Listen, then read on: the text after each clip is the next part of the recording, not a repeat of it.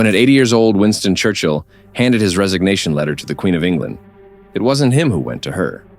It was her who left her palace and went to him instead.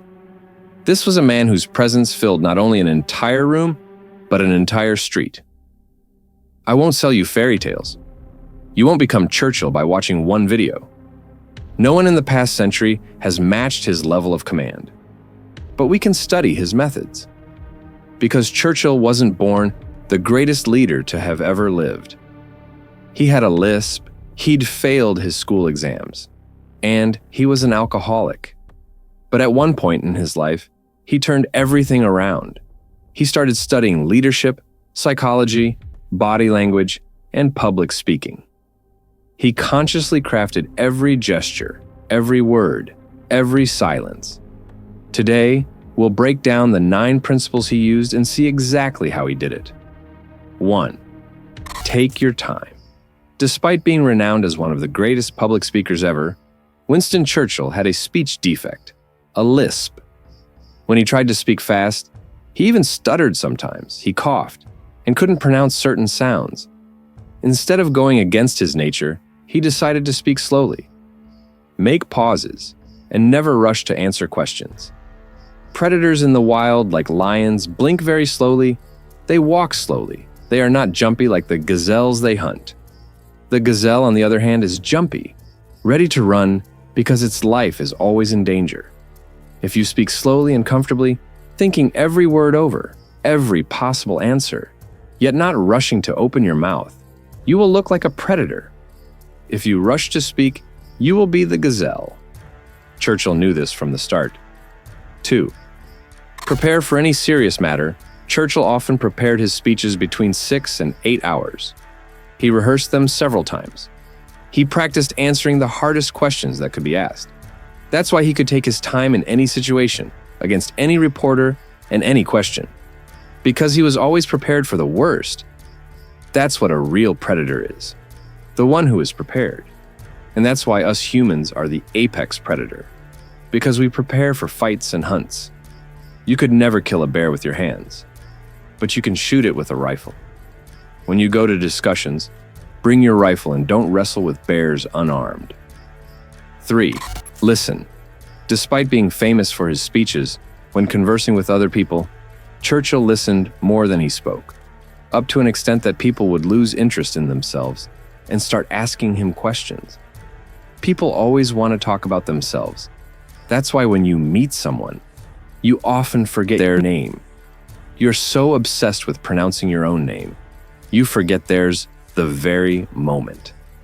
Churchill was never like that. Find what others are passionate about. Let them talk. Guide them into their narrative, and you will be the most interesting person in the room. Everyone will be sharing their secrets with you, and they'll know nothing about you. 4. Play physical chess. When Churchill entered a room or even the parliament, he'd pick the corner position first. A place where nobody would sit directly behind him. A place from where he could see every face, every reaction, and every conversation. He treated rooms like military terrain, high ground, clear sightlines, multiple escape routes. Never get boxed in. Never surrender positional advantage. 5th, movement economy. Every Churchill movement cost a fortune. Just like the lions I mentioned, he tried to move as little as possible. Watch his speeches, minimal hand gestures, no shuffling feet, no head bobbing. When he did move, it was deliberate, like a chess piece advancing. Modern leaders waste power with constant movement, shifting weight, nodding, fidgeting with hands. Churchill knew better. He stood like a statue, moved like a glacier. Power doesn't fidget. Power doesn't waste energy. Power conserves force until the perfect moment. It's what the Eastern cultures call kung fu. Waste no energy. Never run when you can walk. Never hurry when you can go slow. 6. Maintaining a power stance. Churchill was always consciously positioning himself in a power stance. Feet planted shoulder-width apart, knees slightly bent. This wasn't some confidence pose from a self-help book. This was a warrior's stance. Maximum stability, ready for attack from any angle. Head level, never tilted up in arrogance or down in submission. Shoulders back, chest open. Not to look big, to be unmovable with a low center of gravity like in Eastern martial arts. Your body position telegraphs your psychological position. 7. Use humor as a weapon. Churchill never used humor to entertain. He used it to destroy opponents. When Lady Astor told him, "If I were your wife, I'd put poison in your coffee," he replied, "If I were your husband, I'd drink it." One sentence. Total victory. He knew humor is like a sniper rifle. One perfect shot is better than spraying bullets. When an opponent attacked his drinking habits in Parliament, saying, "You're drunk," Churchill replied, "And you're ugly, but tomorrow I'll be sober." The room was his. Most men try to be funny to be liked. Churchill used humor to dominate. He never laughed at his own jokes, never explained them, never apologized for them. When opponents tried to shame him, he turned their weapons against them. He always let his target feel safe, then striked with surgical precision. Modern leaders waste jokes trying to seem friendly. Stop. Humor is for hunting, not making friends. 8. Know your weaknesses.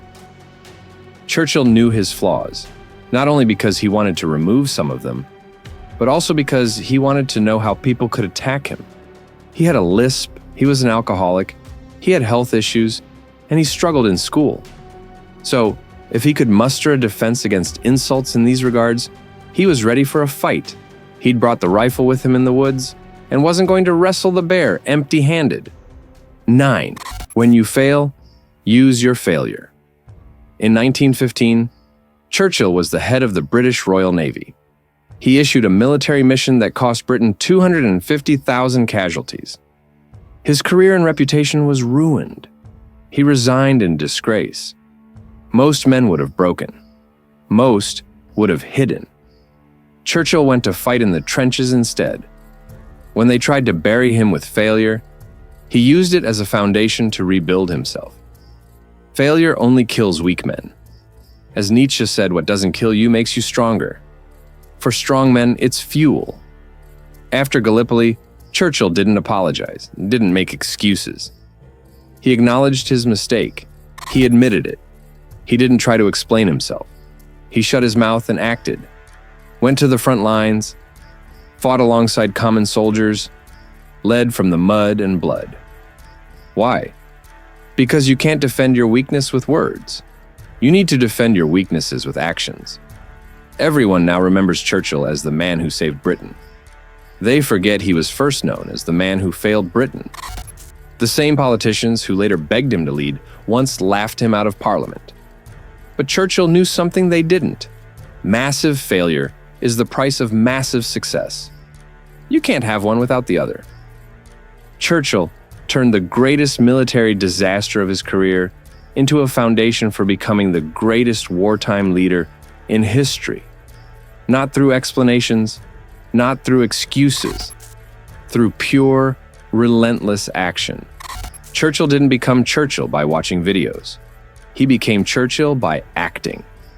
And remember, improving yourself is a journey before destination. See you in the next one.